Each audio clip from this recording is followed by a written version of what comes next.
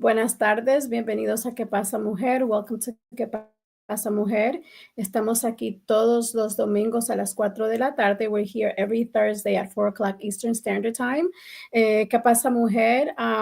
Is a platform where we talk about anything we want to.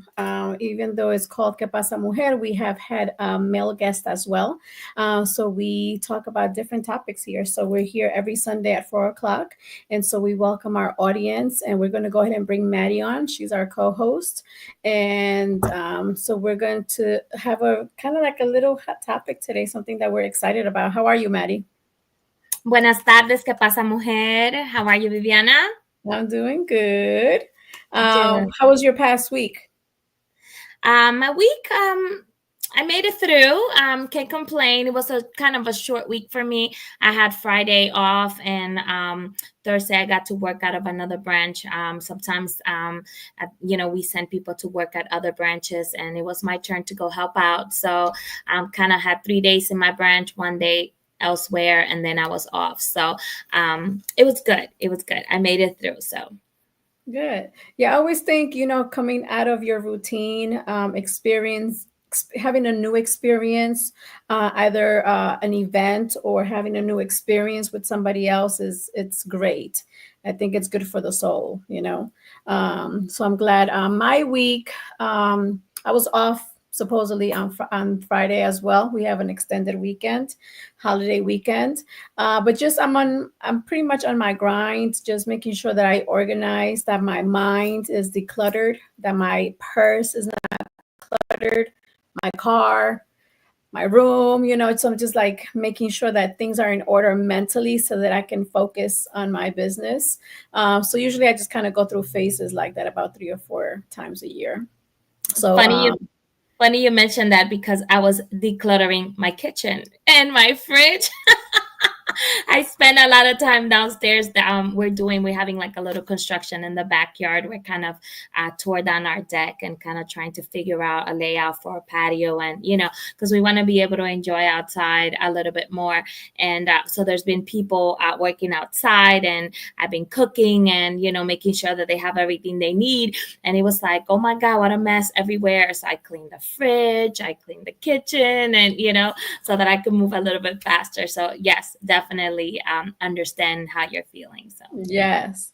So like my biggest satisfaction in life, one of my biggest satisfaction in life is cleaning or organizing somebody else's home.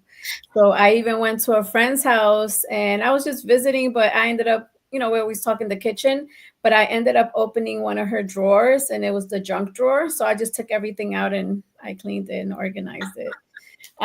You're welcome to come to my house anytime, Viviana.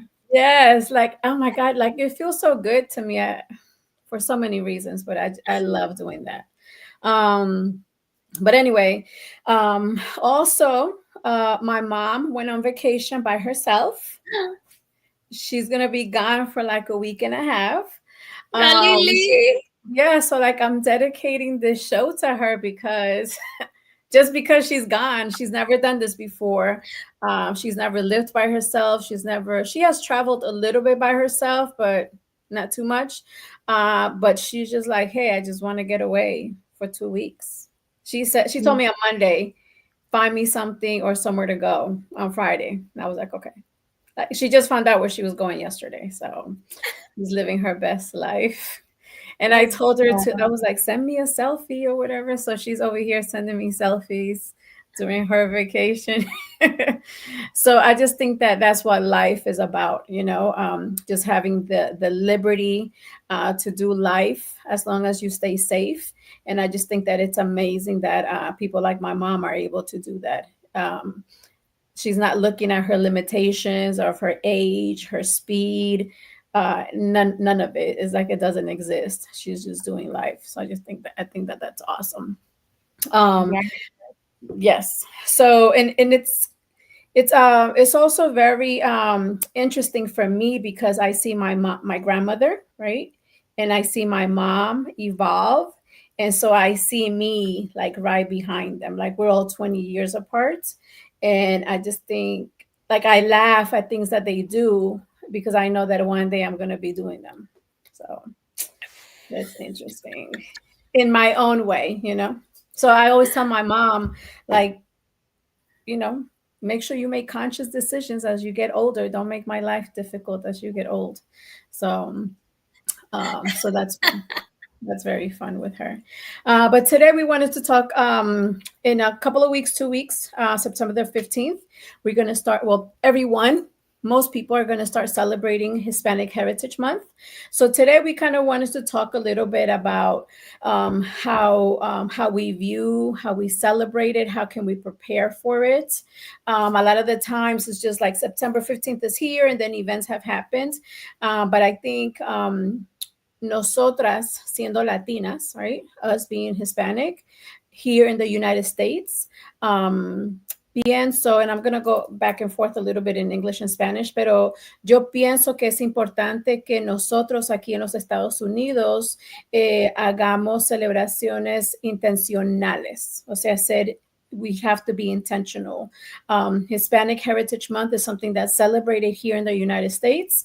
And as a Latina or Hispanics or Latinos, I think that we have to be more intentional about celebrating it and not waiting for somebody else and we join their party.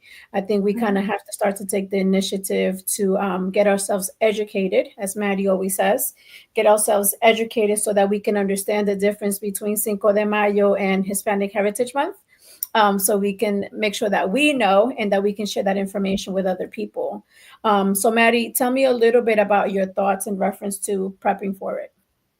I 100% agree with you. I think, like many dates here in the United States, this is just a commercial time, but we need to kind of make it work for ourselves, que nos beneficie a nosotros lo que vayamos a hacer en ese tiempo. So, yes, they pick that month, from the middle one month to the middle of the next month, because there's a lot of Latin countries that celebrate their independence and things like that. So, just because your country is not celebrating an Independence Day or whatever during that time doesn't mean that you take a step back and you don't kind of celebrate, your culture as well. So I do think that we have to take advantage of it. We are Hispanic 365 days a year. So this is just a little bit of time for us to be able to highlight ourselves, our culture, what sets us apart, what makes us different. And like Viviana will say, why we contribute. 3.5 trillion dollars to the economy. Latinos do in the United States, just in the United States. So that is a huge financial contribution, and the numbers are going up. Correct. So I think, again, like you said, it's up to us to kind of be able to go out there, to be able to support. Sometimes, like you said, sometimes there's a lot of events going on and then we find out afterwards and it's like, oh, I should have gone here and celebrated. So I think it's also important not only for us to celebrate, us to find places where we can celebrate our culture, but also how can we support, other countries and kind of highlight that as well. Uh-huh. Yo pienso que debería ser como un reto que nos demos a nosotros mismos, a los hispanos que vivimos aquí en Estados Unidos, de nosotros aprender qué significa este mes, qué es lo que estamos celebrando, por qué lo celebramos, desde cuándo lo estamos celebrando para podernos educarnos a nosotros, o sea, para nosotros aprender y nosotros también para enseñar. So I think it's extremely important, being a Latina myself, that I educate myself so that I can teach other people. So I need to learn so I can teach others what Hispanic Heritage Month means. What are we celebrating? What days is it celebrated? Why are we celebrating? So that we can share that information with other people. And, sometimes we think that we're just doing this for this celebration, but we should really try and do that for all celebrations. Why are we, I'm starting to see Halloween and Christmas decorations already that are being sold in the stores. But to even sometimes like the true meaning of Christmas, right? Like, what does it really mean? Let's not just partake in tradition because it's tradition. Let's really, kind of like dig in a little bit, because I think our younger generation are just doing things just because, or they're doing the total opposite and not doing anything at all. So I just think it's important to Mhm. educate ourselves as we educate others. And I think Agree. too, Agree man, 100%. yeah. Like for example, it could be something simple like ChatGPT, right? Or some type of artificial intelligence can give you information, Google, YouTube. But there's a lot of documentaries on different, platforms where you could watch stuff about, Pablo Escobar or Cesar Chavez, Roberto Clemente. There's a lot of documentaries, a lot of movies, a lot of series that talk about just the different cultures. I bumped into a gentleman and he said, like it was a doctor, and he was like, I know Pablo Escobar, I know Che Guevara, but then he started to like talk about other, popular people in Latin America because he was intrigued with learning the language as well. So I think we should embrace those things. And I think it's just to, some people yearn for education. Like you constantly want to learn something. It doesn't matter if it's cultural or geography or sports, but we just kind of, I think it's good. I think it keeps you young when you kind of like intake new information. And I just think that if we have this Hispanic Heritage Month, that it used to be one day and then it went into 1 week and then now we celebrate it for an entire month, and it has evolved. Like, let's find out why. And I think it is very significant. Mhm. And I think as a culture, like you said, we have expanded, we have evolved, we have made our presence known.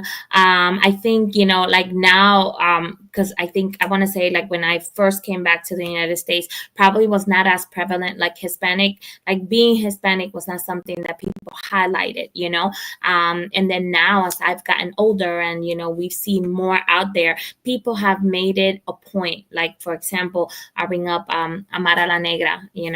Don't know if you know who Amara La Negra is, but Amara La Negra is a Dominican American singer, and she was born in Miami to Dominican parents, and she is a TV figure. She is a host now, and she made a really big impact because she says that she never saw people that look like her on TV. She is Black, she's Afro Latina, and she always wore a big afro, and that was important to her because she says, I never saw Black people portrayed positively on TV, people that spoke like me, that spoke Spanish like me, that looked like me. So it was important for her to kind of be able to put herself, out there. So when we see people like now, it's like, okay, yeah, I have an accent, I speak Spanish, but look at how much I can do and I can achieve.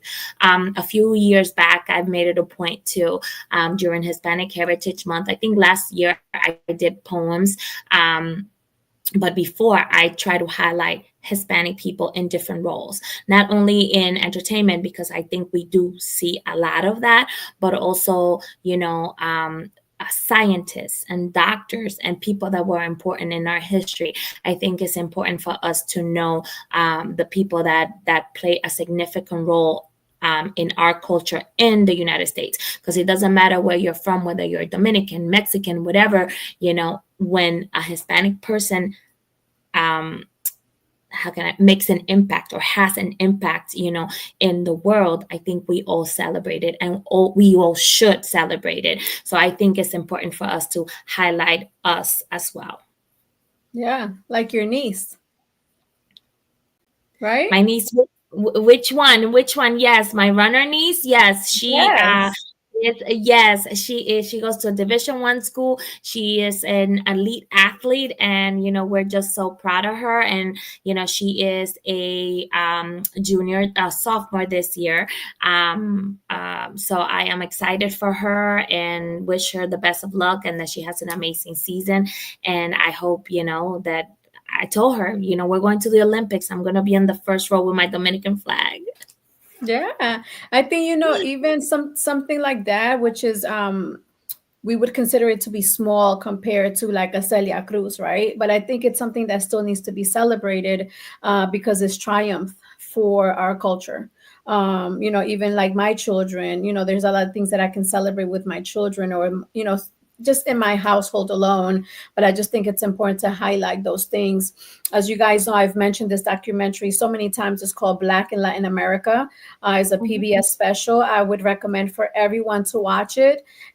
Un documental que se llama Black in Latin America. So, Negro en Latinoamérica, right? That would be the translation, Maddie. Y es un documental estupendo que habla de nuestras culturas y que el color de nuestra piel y nuestra herencia.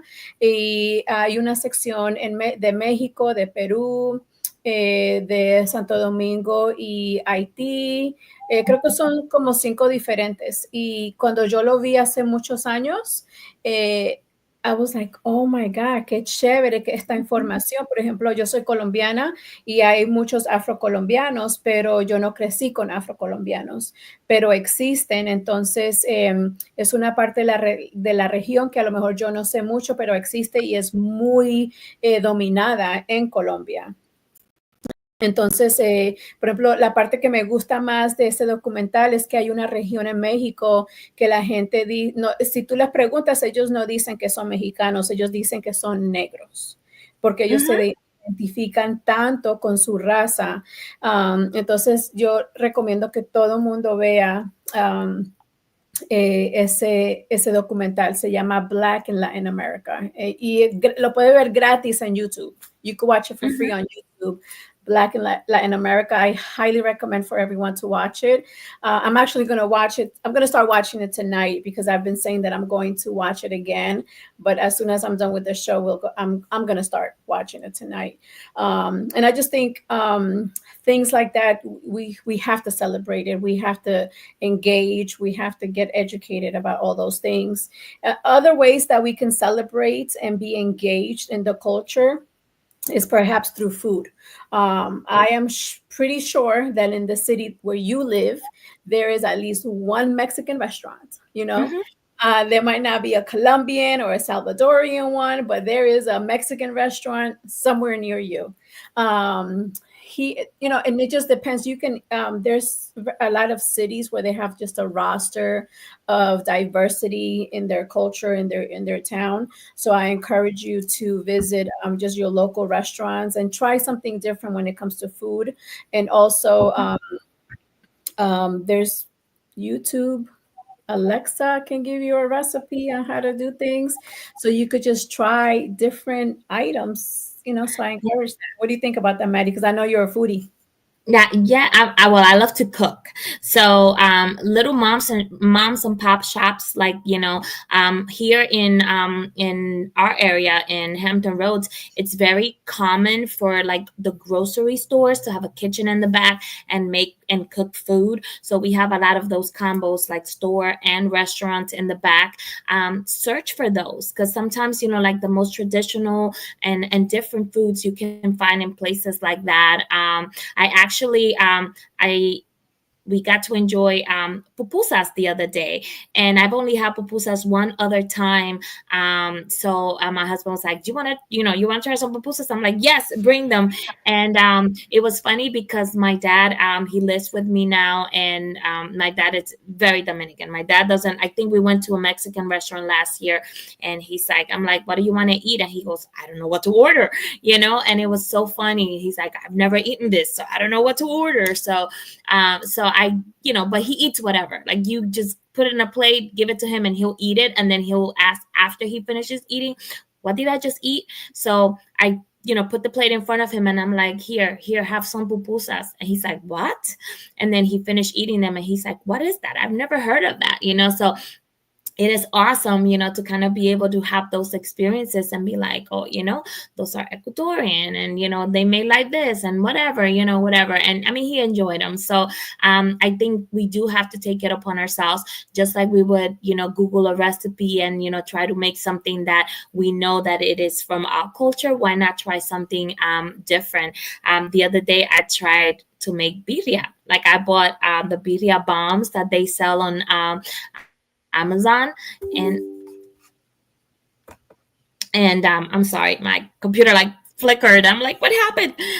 So I bought the birria bombs, and I made, the meat, and it was like, again, I put it in a slow cooker, and just let it cook overnight, and then the next day, it was done. It was a bit spicy for me because I have a very sensitive tongue, but I did enjoy the experience, and I could say now that I've had birria tacos.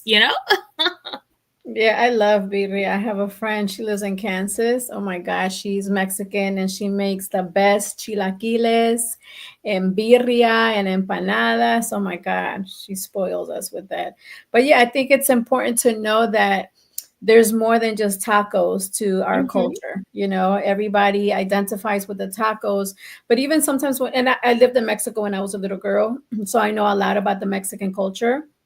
But let's say like mofongo or ropa vieja, just kind of knowing. I try to, whenever I go out of town, I always try to find a Latin restaurant that I can try. And I try not to do Colombian because that's what I know. But I try to go to a place so that I can experience something different. And if it's great if you're able to go with somebody else and you guys could just try an appetizer. It doesn't have to be your entire meal. And I think to always get a recommendation from the waitress or from the staff there. Like even when I go to a restaurant that I enjoy, I always ask, what's your favorite? And sometimes they'll say like the most expensive thing on the menu, but you can still kind of get a grasp. Like there's a restaurant that I love. It is I forgot the country where the food is from, but I couldn't read the menu. Like I had no everything was new to me. So I had to go to Google and find, a picture that went along with it so I can figure out if it was something that I would eat or not. So, we have to get creative. And now it's a really good restaurant that I love. So I think we have to come out of our comfort zone sometimes. And you never know, you might ask a restaurant, just say, hey, do you have a sample of it? Like I've taken some of my clients and they don't know what um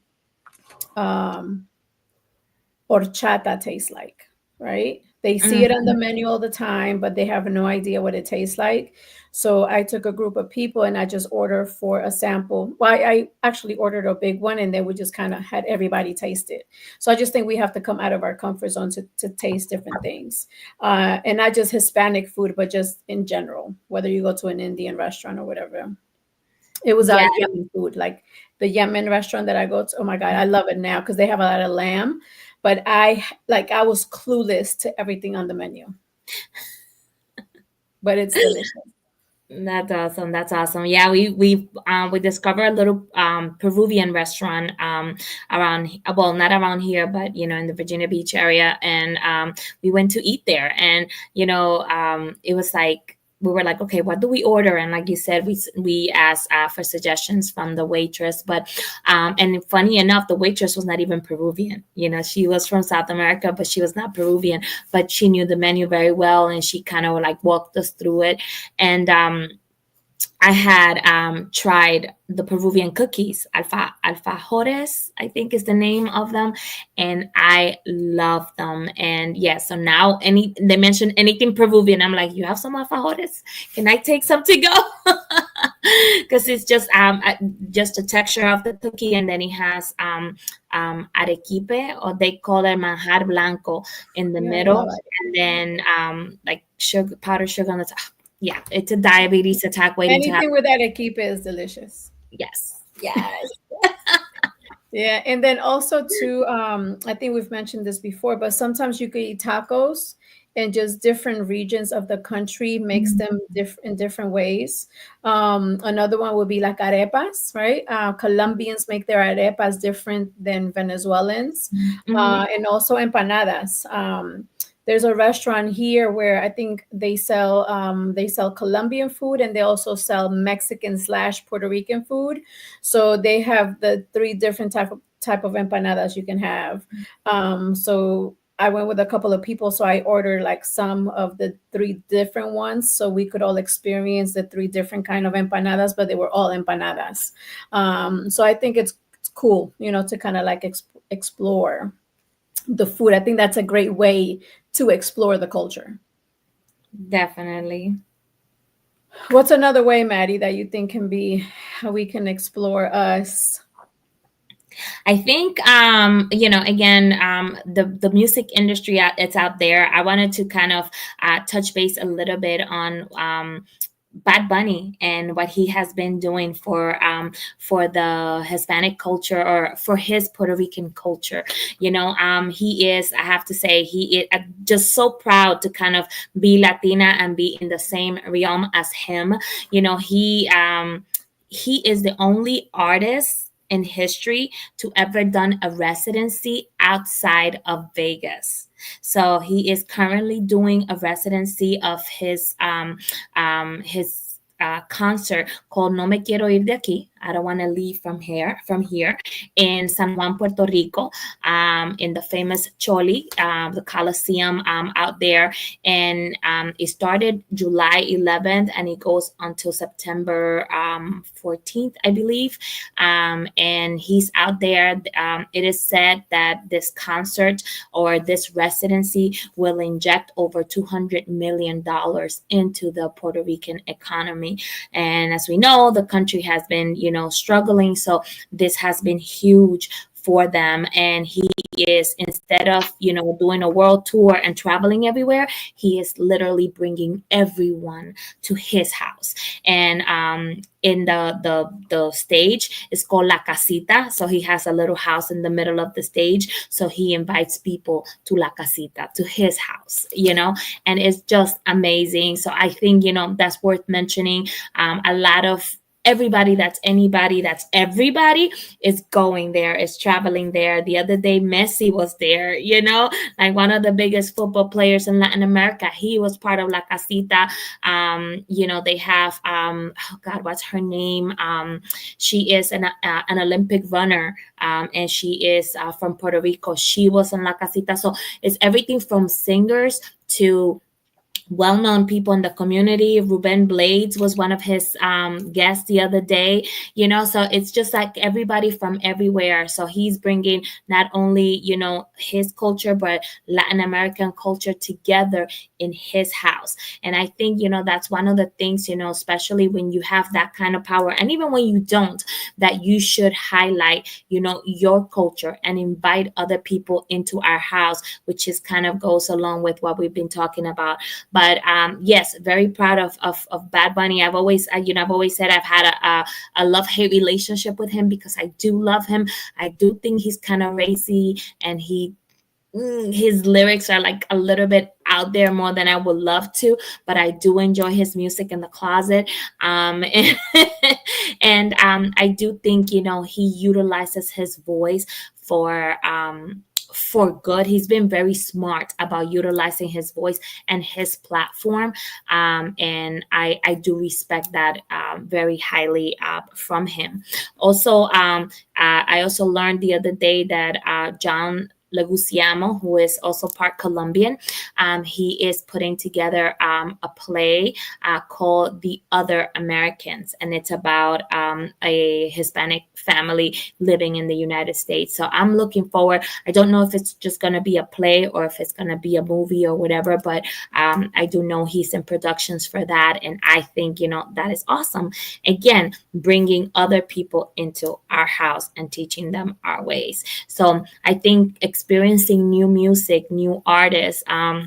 Again, been watching the highlights for Bad Bunny's concert, and there's been a lot of artists that have been there, not necessarily Puerto Rican, but different artists that have been featured in the concert that I'm like, oh, who's this person? And then, you just kind of go into their Instagram or their page, and you kind of learn about them, and you're like, oh, they're pretty good, So learning about other artists as well. So I think music, it's a great way to kind of get in there and get to know a little bit of what we have and what we offer.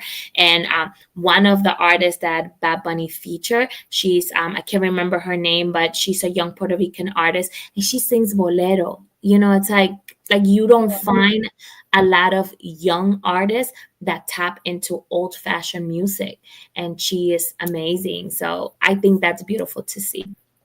Yeah, that's awesome. Yeah, definitely food, music, entertainment.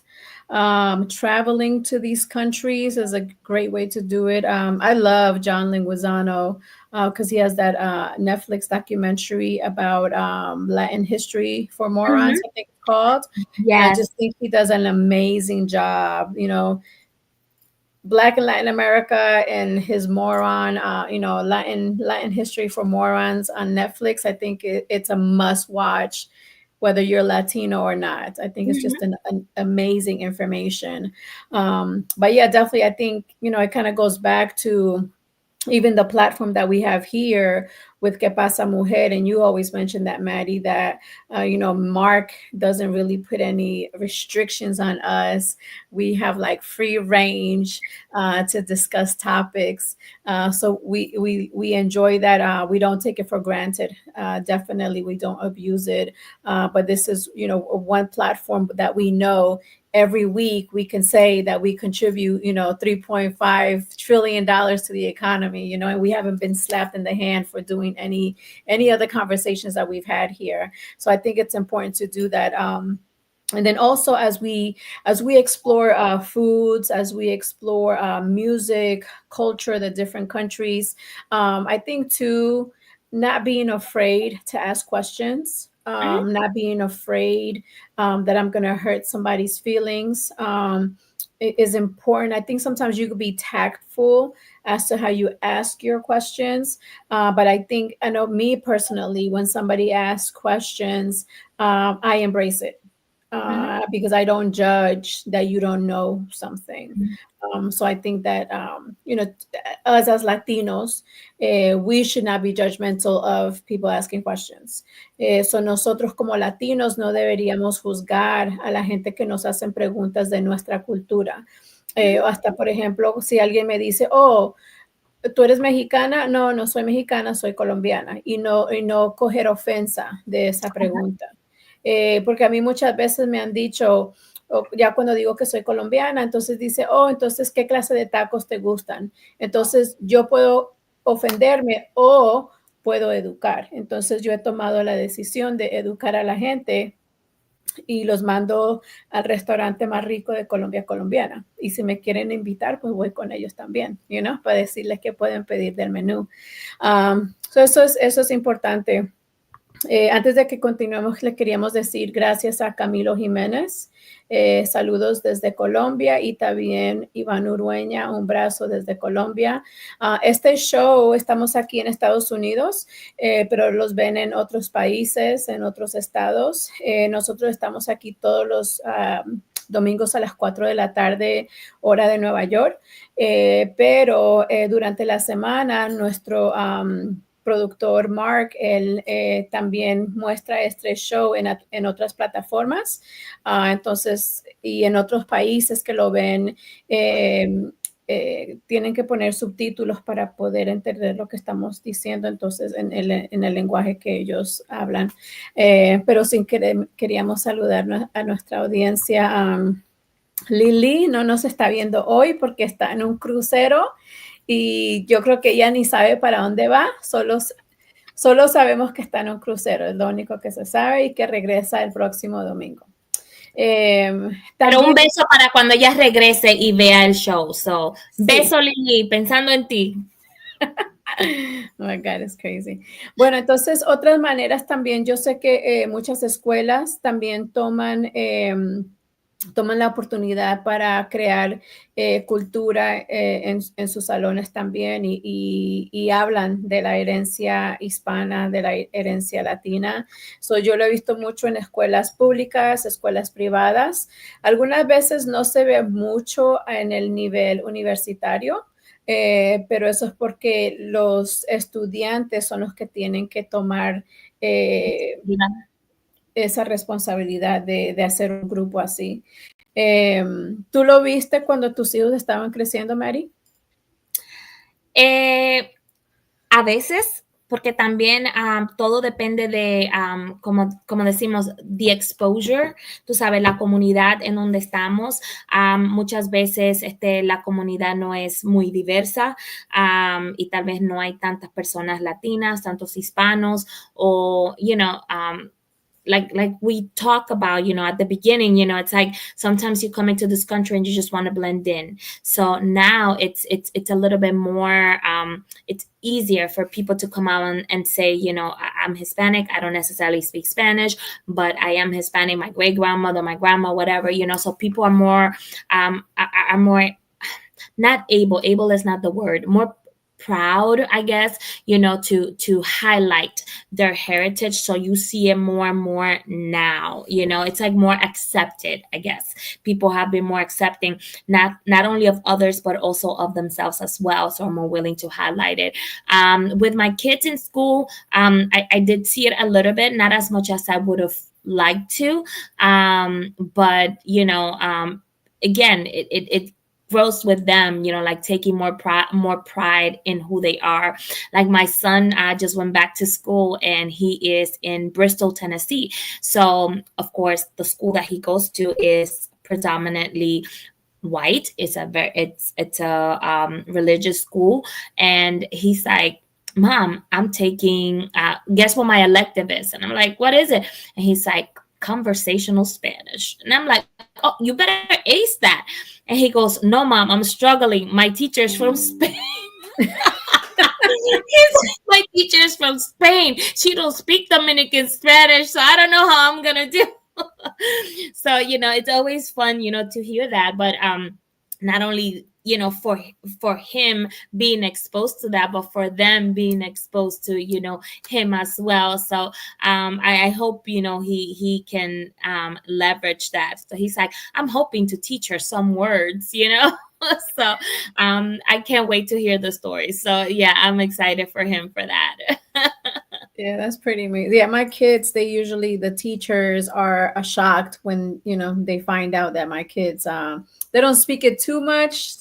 I think because they're shy, but they definitely understand everything. So sometimes, because even, and of course they took Spanish in high school. But my youngest, he was like, Mom, do not tell the teacher that I speak Spanish, I was like, too late. I already emailed the teacher, and I make sure I put my last name Andrade so he knows I'm Hispanic. So yeah, I just think it's I see it a lot in high school. I don't see it too much at the elementary level, but I definitely see it at the high school level. Maybe I just don't see it. Um, but definitely I think like you said, it might be regional. In some Mhm, places we might just do it a lot more. Some stuff is also created by the PTAs. mhm, It's maybe not a requirement of the curriculum, and they might not have time for the curriculum, so it's depending on the state as well, and how much emphasis we put on whatever is taught in the curriculum. I've also seen it in workplaces being celebrated.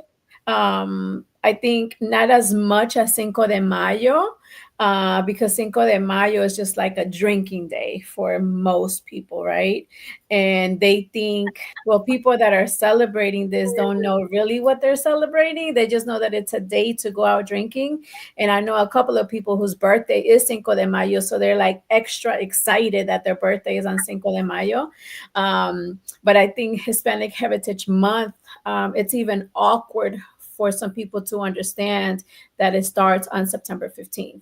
Like, why doesn't it start on mhm, September 1st? Why isn't it like a full month? So just kind of knowing those things, and it's because of the Independence Day of certain countries. mhm, It kind of starts on the 14th, 15th, so that's why we start celebrating it on the 15th. So I think it's nice to celebrate it at the workplace and to celebrate it at schools. um, and that's it. And I think for me, I think this year, and we decided to kind of talk about this because I was like, you know what, like I'm gonna do a better job this year, right? Because last year where I live, the community itself didn't do a good job. So the next town over did, but my community didn't. So I told myself that this year, I personally, Viviana, was going to do a better job at educating myself more, and then just kind of mhm, being more open about the celebration. mhm. Yeah, myself, like you said, I see it sometimes at work, and at my job, on Fridays, as many of you know, I work at a bank. So Fridays is our little bit more relaxed day. And the bank has implemented like jeans and t-shirts. So usually, we have a t-shirt with the name of the bank, and that's our colors are purple. And that's kind of what we wear on Fridays. So what I started doing last year during Hispanic Heritage Month, I got myself a bunch of Hispanic t-shirts, a lot of them, purple. I try to make it a point to make them purple so I can match everybody else, but they have a Hispanic message. Like I have one that says, being bilingual is my superpower, Hispanic Heritage Month. And then, of course, he has the girls with the glasses at the bandana, and her bandana is a Dominican flag. So, things like that. I try to, with Spanish, just Spanish words. And my team actually joined me on the last Friday of Hispanic Heritage Month, and we all got the same shirt. It's purple, and I think it says gracias or something like that. It's very simple, but it's a great way because I'm the only Hispanic at the branch. So for everybody to kind of, join in and want to celebrate as well, that meant a lot. And it sparks a lot of questions because people do ask, oh, what does your t-shirt say and whatever. So it was important for me. I know like one of the girls was the one that found the shirts, I think at the Five Below, and it was like $5, and everybody was like, yeah, we'll do it. And they're like, Maddie, what does this one say? I know it's a Spanish word, but what does it say? And then I translated, and then that way when everybody asked, they knew exactly what to say. But like you said, just kind of getting everybody on board and educate ourselves so that when we are asked questions, we know what to say. They're my teammates are awesome at asking me, like, how do I say this phrase? How do I engage them? How do I say, your ID? Do you want cash? Do you, you want to make a deposit? And and it's funny because they're like, oh, every time you say a phrase, people just and you're like, no, like no español, but it's always fun to see them try. And to piggyback a little bit on what you said before, when people ask questions, I think I respect that and appreciate that more than people just making assumptions about you and also about us, about anybody. I think it's always a form of respect when you don't know and you're not sure, to be able to ask that question. Oh, you speak Spanish, oh, you're Hispanic, where are you from? And things of that nature, instead of just assuming, that somebody is from somewhere, and being wrong. But like you said, also as Hispanics, like, don't get offended when somebody tells you, I get it a lot. Either I'm Mexican or Puerto Rican. Those are the two options that I get all the time, and it's like, no, I'm not Mexican, or, I'm not Puerto Rican. But like, whenever I get Puerto Rican, I'm like, close, we're neighbors, But, I do appreciate when people ask and want to know. And for me, a great opportunity, like we said, to be able to educate them. I'm not Puerto Rican, but we're in an island that's right next to it. And the island, I'm from the Dominican Republic, and we share the island with Haiti. And, and it's like, it's a moment of education, and for us to be able to highlight and be proud of who we are and where we come from. Yeah. And I get it all the time because as soon as I say I'm Colombian, is like a drug relation, right? Or oh, can I get a hookup? No, I cannot. Sorry, But I make it fun. I make it fun because I understand. I understand why people think that Colombian, it's just like that initial connection that is like when you hear Mexican, you think tacos, right? But there's so much more to Mexico than just tacos. So I understand. But like you said, is that dialogue that happens. And I can say that I would say the last year or so, I have encountered more people that know more about the different countries and the different cultures. So I will say that I think we have made progress as a society, and especially in the area where I live, where Maddie and I live, is not as dominant as, let's say, New York or New Jersey, where you can kind of see there's like 10 Colombian restaurants and there's just a lot of culture, like you better know Spanish, versus here you can get away, if you don't speak Spanish. But I think just having empathy. I think it's the word, Mhm. having empathy, having Mhm. respect, because there's a lot of things that I don't know, like kind of like that Yemen Mhm. restaurant. There's a lot of things that I don't know about that culture. um so just those things. I think who really does a good job, Maddie, is the libraries.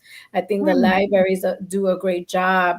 I think we have lost touch of the libraries, and because I'm in the educational realm, I get to see it a little bit more. But libraries are not the way that they used to be. They're more, at least in my area, they're more in touch with the community.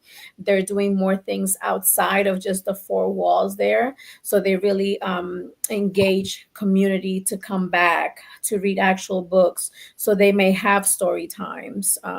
They may pick, like, they have a section just on Spanish books in the children's section. So it's easy to find. And I'm pretty sure if you were to visit, it's another challenge that I give you is visit your local library. And I might be wrong, because maybe wherever you're located, they're not there yet.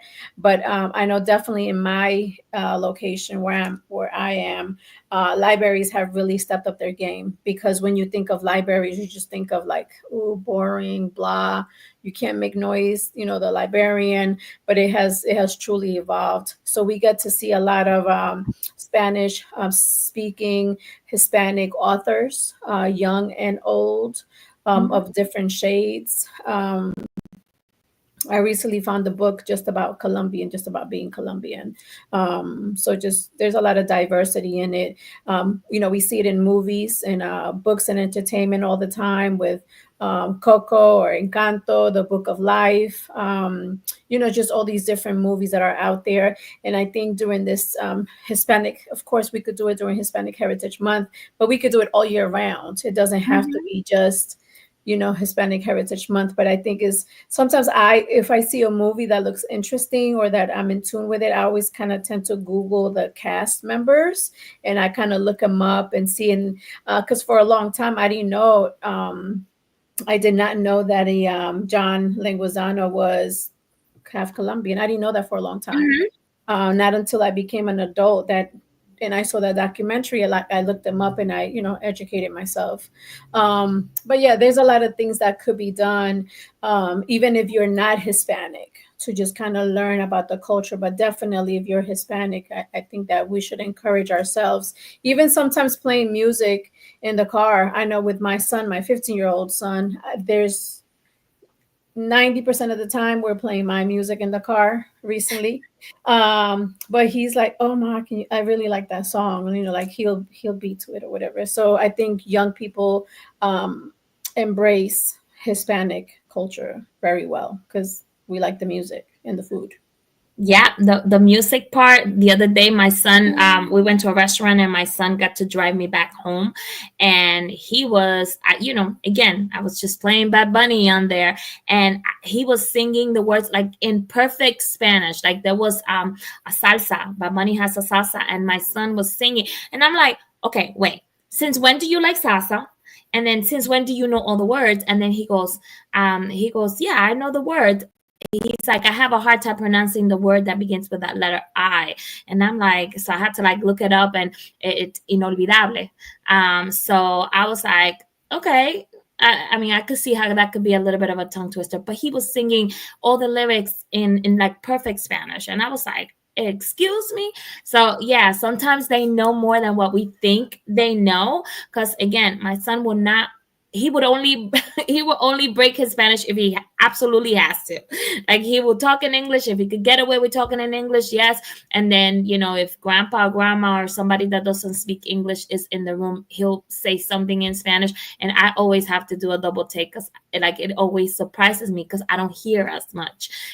But definitely music is it's one of those things that they learn, and they know more than what we think they know. So Oh my God, definitely. I know, like for my son, I have to get back on this because I'll do stuff and I won't finish it, so I have to like get back on it.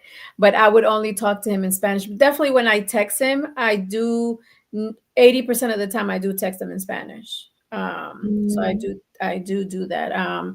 But yeah, just because he understands everything is just kind of getting them to talk, right? Mhm. Because they understand everything. He'll read it, he'll understand. And even with the music, he's in tune with the music, but just to kind of get them to talk. And I think a lot of it is just fear of Mhm. or embarrassment, you know. Yep. Like So mispronouncing words and stuff like that. So yeah, it's a yeah. little embarrassing. So I understand. We also want to say hello to Miluska and No Speech. They said hello or send us thumbs up online. And also, I'm sure Valentina's watching because these are our regulars. Valentina, Nikauri, uh, Amaya, Julian, Tangi. Tangi has been MIA because I think she's been traveling, but we still give her shout outs to her. Yes. So that's it. That's it. I really just wanted to. Oh, and Olga Torres, one of my favorite people. She's a Pisces. Um, so I just encourage everyone to explore, to explore, to, kind of like I started the show telling you guys that my mom went on vacation by herself for the first time. And she's 20 years older and I'm 47. So, you know what I'm saying? So she's older. And I just think that she has no limitations. And she has some, of course, but, just in general, to just be able to go out and explore, healthy explore. And I think that we can do that in so many facets of our lives. We could do it as individuals. We could do it with our families. We could do it with our coworkers, some of our peers. So I just encourage everyone to do that. Eh, Solo les quiero dar el reto de que exploren un poco más su propia cultura, otras culturas como individuales y también tener esas conversaciones con nuestras familias, con nuestros compañeros de trabajo, de explorar otras culturas, tener diálogo con otras personas para que podamos aprender y explorar y tener más conocimiento de diferentes culturas, no solamente la de nosotras o de Estados Unidos, porque en Estados Unidos hay mucha diversidad y hay muchas cosas que todavía no sabemos. Ujú. Pues ese es el reto. Sí, estoy de acuerdo. Hay muchas maneras, como hemos explicado, que podemos exponer y aprender acerca de nuestra cultura. Como estábamos mencionando anteriormente, también quería compartir. Yo hay una autora, no me recuerdo ahora mismo del nombre, estaba tratando de ver si lo encontraba online, pero la encontré en Instagram y ella escribe libros de niños. Ella es dominicana y like her topics are like little things that we take for granted that we don't think that we should highlight. Like, for example, there was one that it was called La Bendición, and it was, talking about that culture that we have about besar la mano. So I don't know if in Colombia it's the same way, but when you see an elder, you ask for la bendición. And we don't say bendición anymore, because it's like, we try to find ways to cut it. So for me, it's like sion. So like I see an elder and it's like sion mami, sion tía, sion tío, like, and that's la bendición, and it's from besar la mano. And just kind of listening to the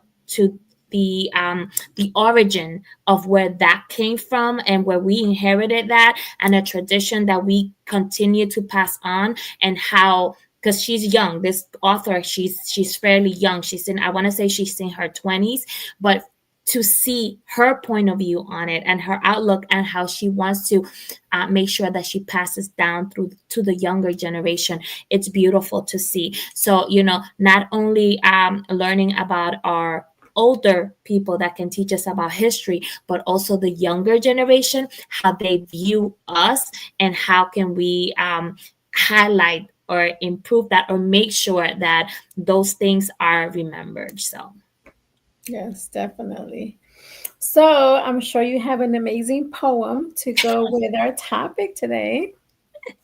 as always, I come to the show like open-minded, and it's like, okay, what am I gonna do? So anyway, I'm gonna do this poem. I've been performing this poem lately, just because I am proud, and you've heard it before, but I'll do it again. Okay, so This poem, I always like to begin with. It is what we call an after poem. So an after poem is a poem that you kind of write after you hear someone else's poem that inspires you along the same line. So my teammate this past year in my poetry team, her name is Lu Portales. She has shared an amazing, she's Peruvian, and it was, I have to say this because it's the first time in all the years that I've been in the team that I had another Hispanic teammate. So it meant the world to me. So she has shared a poem called Accents that she has, and that's where my poem came from. So this is after Lu Portales' Accents. So for years, I carried shame between my teeth. The daughter of immigrants who never really learned to speak English.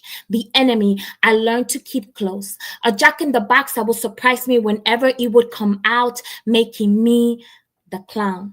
You see, in my head, the words always made perfect sense. But then my thoughts would hit my tongue, my lips, the words doing backflips, a reminder que aquí se habla español, that I will never fully earn my place. Born in the land of the free, but to Trump lovers, I will always be an other for being the daughter of foreigners. Spanish will forever be my safe space. But English loves to keep me caged, never freely accepted. The weight of the world reflected on how heavy it gets when I speak it. That instead of trying to understand me, all you hear is aquí se habla español. That 49 years later, I'm still trying to convince my tongue that we are enough, that our stories deserve to roam every single space that occupy, like Shakira dancing champeta at the Super Bowl halftime show, or Bad Bunny's revolutionary album, Debí tirar más fotos de cuando te tuve. Aquí siempre se va a hablar español, los ancestros, la guía, este acento, historia, bravía de quienes fuimos y de quien soy. And for everyone that cringes whenever you hear my accent, you are correct. Aquí se habla español. I love it. Is this book in your book? No, this poem is not in my book. It's one of my newer poems. I wrote that poem this year. So, but yeah, it's gonna be part of my collection. So don't worry, I'll let you know. And where can we get your book? My book is called A Vision of She, and it is in on Amazon. Or, of course, you can always DM me on Facebook. I'm Madeline Garcia. On Instagram, I'm MaddieG98. So if you send me a little message, I'll make sure you get my book in your hands. If you want an autographed copy, reach out to me, or you can buy it on Amazon. And if you do Amazon, please leave me a review. Thank you. Sounds good. Thank you. I love that poem. I saw Maddie, I think 2 weeks ago in person performing, and it was just amazing. I was like speechless. That's all I can say. That's just what you do. But we want to say thank you to Pod TV and to Mark as well. Our time is up, but we will be here next Sunday at 4 o'clock Eastern Standard Time. Y muchos saludos para nuestra audiencia.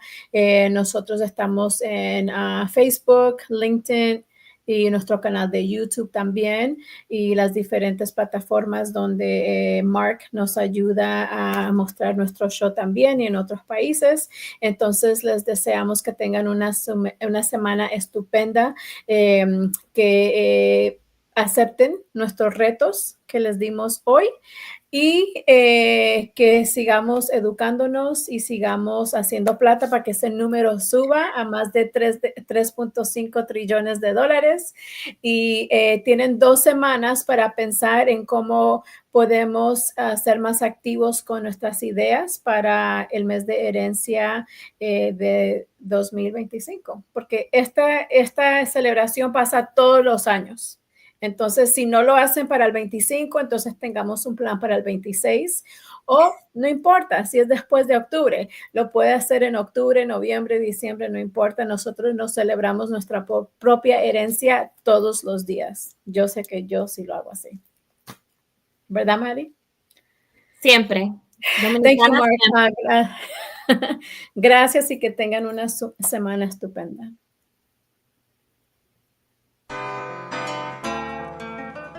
Are just so impressed with them. Like I said, we've been with them for years. I will recommend and refer anyone to them. We stand by A+ academics. They're the best. A+ tutorial really did help me with all my grades. They all went up when I came to this place.